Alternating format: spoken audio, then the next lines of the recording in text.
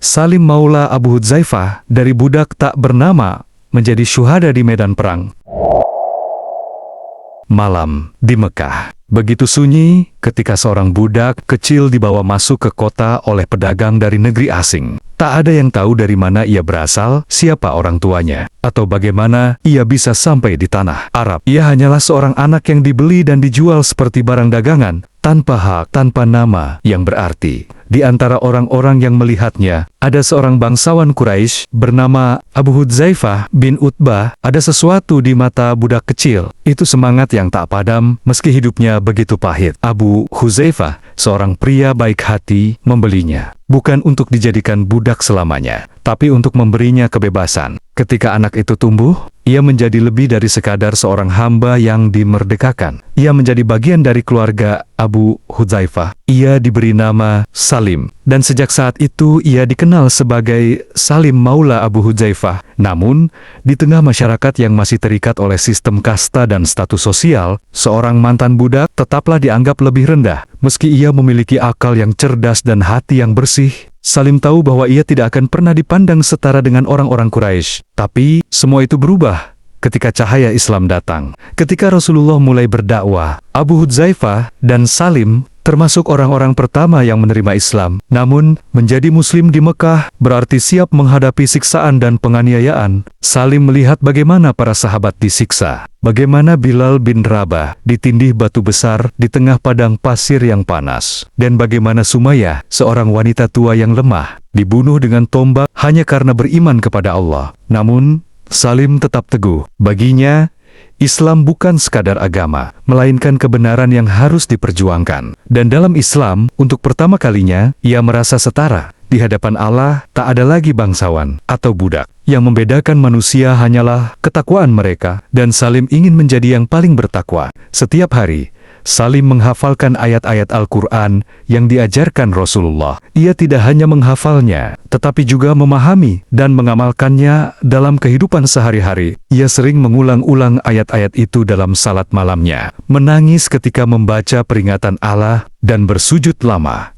ketika membaca ayat-ayat tentang surga. Rasulullah sendiri begitu menghargainya. Dalam suatu kesempatan, beliau bersabda, "Ambillah, pelajarilah Al-Quran dari 4 orang, Abdullah bin Mas'ud, Salim Maula Abu Hudzaifah, Ubay bin Ka'ab, dan Mu'adz bin Jabal." Hadis riwayat Bukhari dan Muslim. Di antara semua sahabat, hanya 4 orang yang disebut langsung oleh Nabi sebagai sumber terbaik dalam belajar Al-Quran, dan salah satunya adalah Salim, mantan budak yang dulu tak memiliki apa-apa. Ketika kaum muslimin berhijrah ke Madinah, mereka singgah di sebuah desa kecil bernama Quba. Di sana, sebelum Masjid Nabawi dibangun, para sahabat membutuhkan seorang imam untuk memimpin salat. Banyak sahabat Quraisy yang terhormat berada di sana, orang-orang dari keluarga besar, seperti Abu Bakar, Umar, dan Utsman. Namun, yang mereka pilih sebagai imam adalah Salim, seorang mantan budak memimpin syalat bagi kaum muhajirin. Ini adalah bukti bahwa Islam telah meruntuhkan perbedaan status sosial yang selama ini menjadi kebiasaan di masyarakat Arab. Bahkan Umar bin Khattab yang kelak menjadi khalifah, belajar membaca Al-Quran dari Salim. Setelah Rasulullah wafat,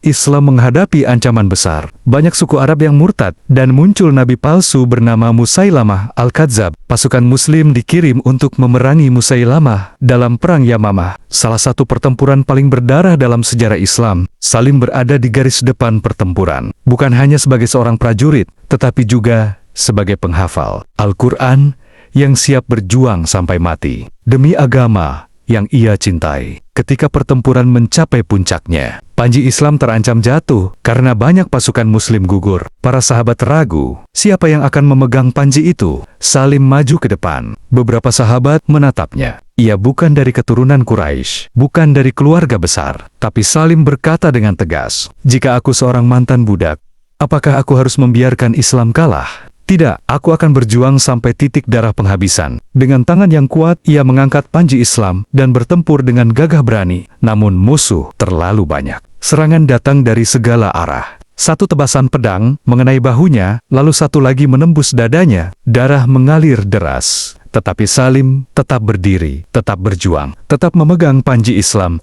Di tengah nafasnya yang semakin berat, ia mengulang-ulang firman Allah, dan betapa banyaknya nabi yang berperang, beserta banyak pengikutnya yang bertakwa. Mereka tidak menjadi lemah, karena bencana yang menimpa mereka di jalan Allah tidak lesu, dan tidak menyerah. Dan Allah mencintai orang-orang yang sabar. Quran, Surat Ali Imran 146. Akhirnya, tubuhnya roboh.